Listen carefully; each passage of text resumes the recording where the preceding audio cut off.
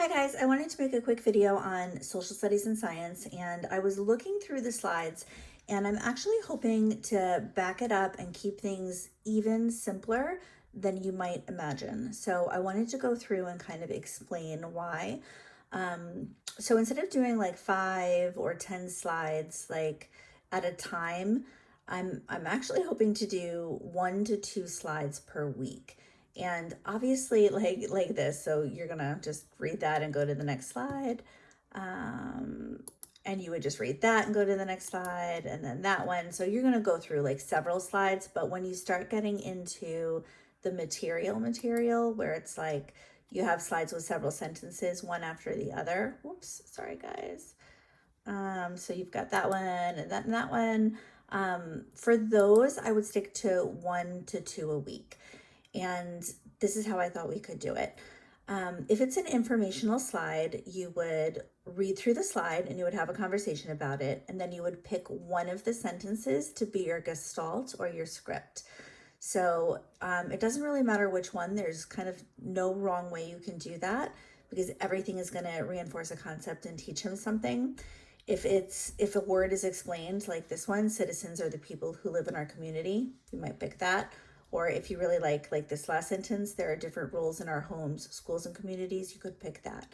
So I would pick my gestalt and I would record it in the gestalt notebook. And recording it is really just so like you have easy access and can refer back to it and kind of read through it. And then it just also lets everyone else know, okay, like my husband and I and Max's brothers, we should also be trying to use this language.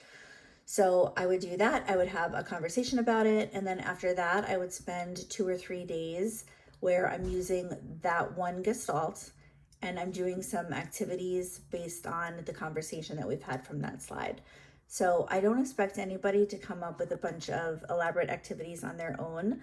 The easiest and most sustainable way to do this is once you've picked your gestalt for several days, you can go right into ChatGPT.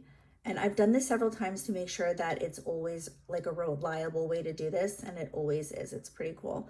I would go right into ChatGPT and you take your gestalt, which you're going to pull directly from the slide, and you're going to put it right up there. So I just, for an example, picked that first sentence. Citizens are the people who live in our community. And then I typed, give me 10 fun, simple first grade activities to do at home where this gestalt can be used in fun and play.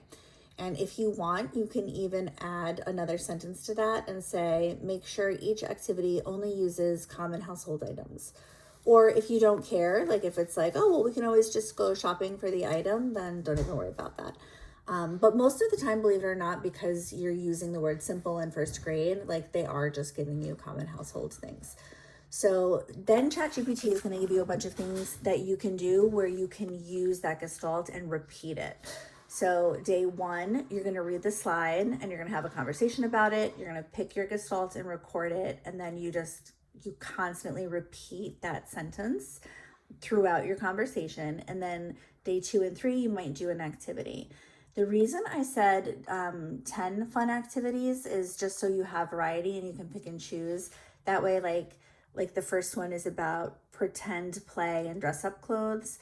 If you are not into pretend play, then you don't have to do it because you have 10 different things to choose from.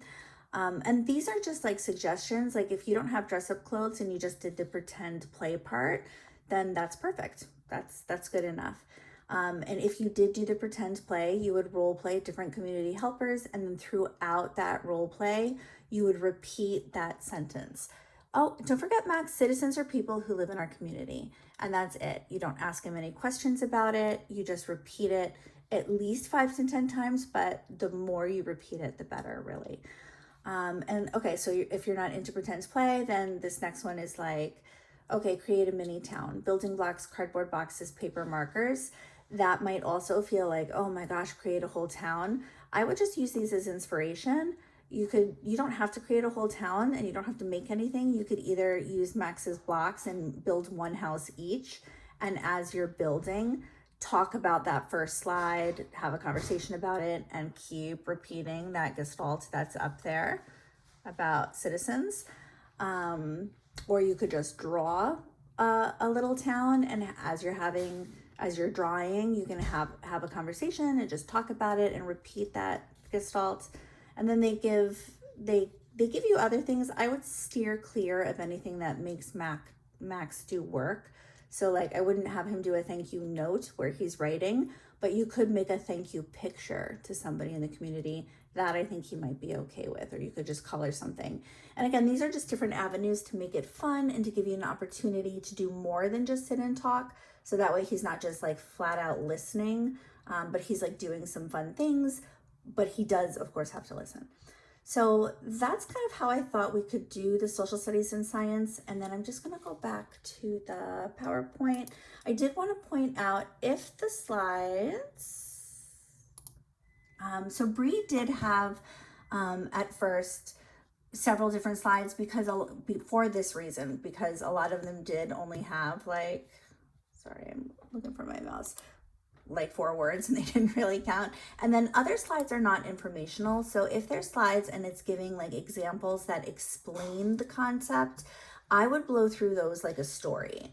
So like a slide like this first one where they're telling you what a citizen is and they're kind of introducing a concept that you could spend some time on, pull your gestalts from there, do some ChatGPT activities.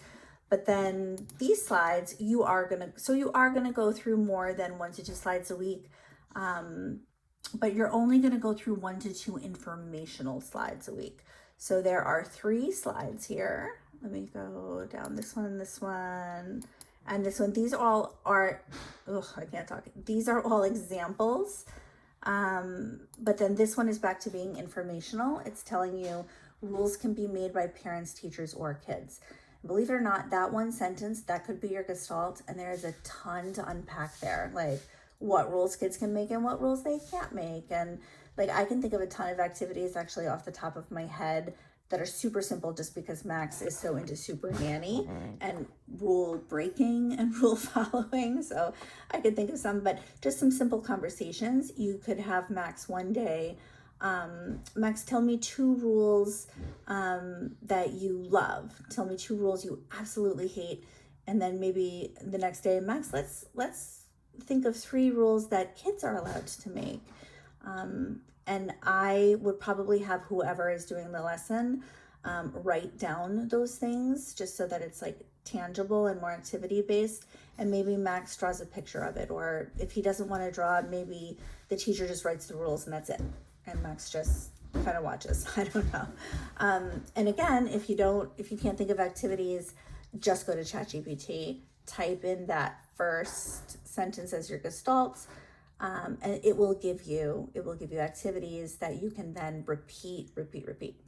So that's one thing I wanted to say. The next thing is just in terms of data, because you're not really he's not answering questions or completing a lot of worksheets. I would say for Max, I would just, at the end of the whole week, ask a couple general comprehension questions. It's important to remember Max does not need to parrot back a gestalt, so he doesn't have to memorize it. He doesn't have to memorize the script. Really, the gestalts are just a way of teaching him. Like he has his own gestalts that he comes up with on his own from like YouTube and whatnot. But when we're using them and imparting them, it's just a way of like teaching him the concepts through the repetition and through scripting, because that's kind of how he learns.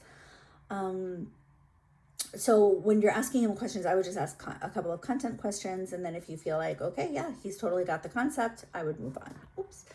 And then in terms of, you don't want to spend a lot of time with no data, I would get a lot of behavioral data, like true ABA behavioral data, because you are doing activities and having conversations. I would think that's when you're going to get a lot of great information on, is he paying attention? Is he topic switching constantly? Is he perseverating and trying to escape, or doing avoidance things and things like that? I think, and the only other thing I wanted to point out is in the notebook, it could either be in the notebook or right on the data sheets. It is important when you're using gestalts to track how many times you are using them. So it's more like behavioral data for Max and maybe a couple questions at the end of the week, But for the teachers, you do want to track how many times you are saying the script. And that's because, again, there's no wrong or bad way to do it, but it gives really good information. Like for me, when I'm kind of looking at his language, like if he's getting things really well, what we're doing right, and if he's not getting things, then maybe I made a mistake. Maybe he is bored, or he's not paying attention, or maybe the gestalts are too hard, or they're too easy, or it's just really good information for me. Maybe we're not using them enough, or maybe we're driving them crazy and doing it too much. So it's just good information in that way. So I don't know, Brianna, like where is a good place, whether it should be in the notebook where we're writing the gestalts, or if it should be like on his data sheet. Bri, you let me know wherever you want to do that. But that's how I was hoping to do social studies and science. So let me know what you guys think about that, and if you have any questions.